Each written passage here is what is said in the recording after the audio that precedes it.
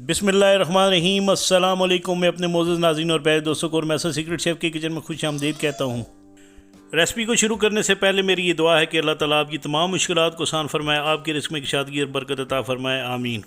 आज मैं आपके साथ चिकन हरियाली टंगड़ी कबाब की रेसिपी को शेयर करूँगा। इसको जूसी और नरम कैसे बनाया जाता है, तमाम बातें मैं इस वीडियो में आपके साथ शेयर करूँगा। और इस चिकन हरियाली टंगड़ी कबाब को मैं बगैर ओवन के बनाऊंगा। तो चलें स्टार्ट करते हैं इस रेसिपी को। बिस्मिल्लाहिर्रहमानिर्रहीम।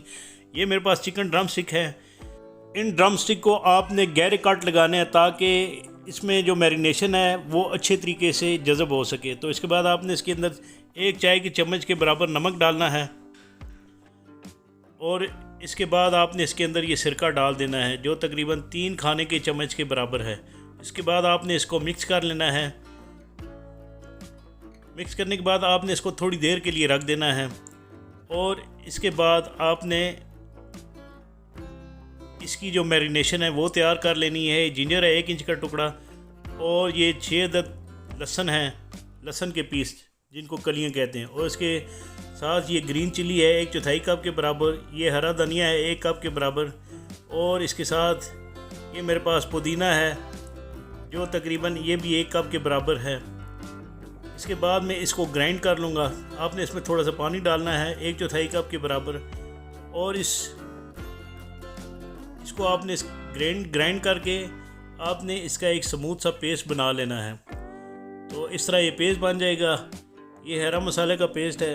इसके बाद आपने इसके अंदर ये ज़ीरा आधा खाने के चम्मच के बराबर डालना है और ये नमक है ये 1 चाय की चम्मच के बराबर आपने इसके अंदर डालकर इसके अंदर आपने ये हल्दी पाउडर है 1 चाय की चम्मच के बराबर डालना है और ये गरम मसाला है 1 चाय की चम्मच के बराबर, ये आपने इसके अंदर डालकर आपने इसके अंदर ये कोरिएंडर पाउडर आधा खाने की चम्मच के बराबर डालना है।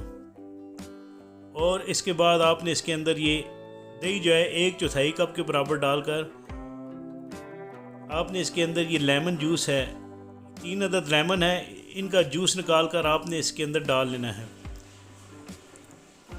ये इस तरह आपने लेमन का जूस निकाल लेना है।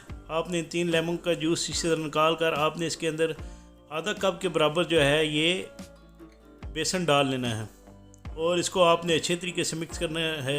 बेसन डालने मकसद ये है कि जब आप इसको मिक्स करेंगे तो ये इसकी जो मैरिनेशन है हरियाली चिकन टिक्का मसाला की ये थोड़ी सी थिक हो जाएगी। तो इसके बाद आपने ये जो चिकन मैरिनेट करके रखा हुआ था सिरके में, ये आपने इसके अंदर डिप करके एक एक करके डिप करके रख देना है।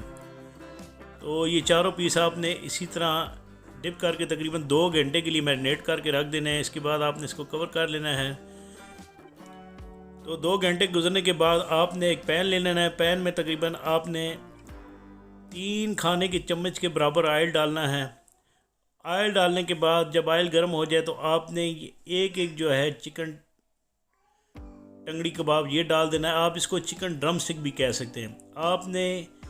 आपने इस हरियाली चिकन टंगड़ी कबाब को हर साइड से तकरीबन 8 मिनट तक पकाना है लो मीडियम हीट पर। आपने चूल्हे की फ्लेम को ज़्यादा नहीं करना।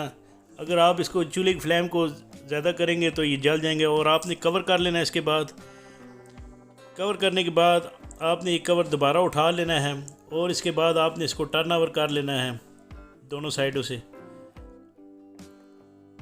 तो 8 से 10 मिनट गुजरने के बाद आपने इस अमल को इसी तरह प्रोसेस रखना है और आपने लो मीडियम हीट पर इसको पकाना है। ये देखें माशाल्लाह कितना ज़बरदस्त सा कलर इसमें आ चुका है।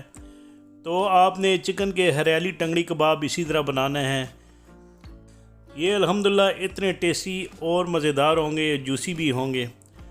इसके बाद आपने एक एलुमिनियम फाइल का छोटा सा बोल बना लेना है और जलता हुआ कोयला आपने इसके ऊपर रखना है बारबेक्यू बनाने के लिए। तो आपने उसके अंदर थोड़ा सा तेल डालकर कवर कर लेना है। 4 से 5 मिनट तक आपने इसको धुआं देना है, स्मोक देनी है। 4 से 5 मिनट गुजरने के बाद आपने इस चिकन को जो है दोबारा इस तरह ग्रिल पर रख लेना है। मैंने इस चिकन को थोड़ा सा कलर देना है इसलिए मैं इसको ग्रिल पर रखना हूँ। तो आपने इस चिकन को इस तरह रख लेना है। ये चिकन ऑलरेडी पक चुका है और इसके बाद आपने ग्रिल को क्लोज़ करके आपने इसको चूल्हे की फ्लेम पर रखकर इस तरह कलर देना है।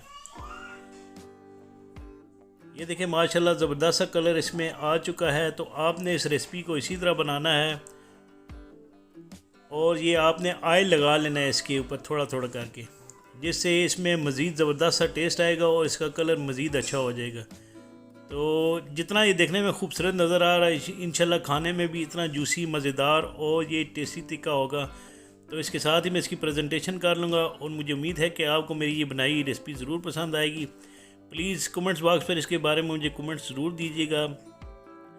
अगर आप मेरे चैनल पर नए हैं तो आखिर में मैं आपको कहता हूँ मेरे चैनल को सब्सक्राइब ज़रूर कीजिएगा। तो चलें, मैं आपसे इजाज़त चाहता हूँ। अल्लाह ताला आप सबका आमीन नासर, जज़ाकुमुल्लाह खैर।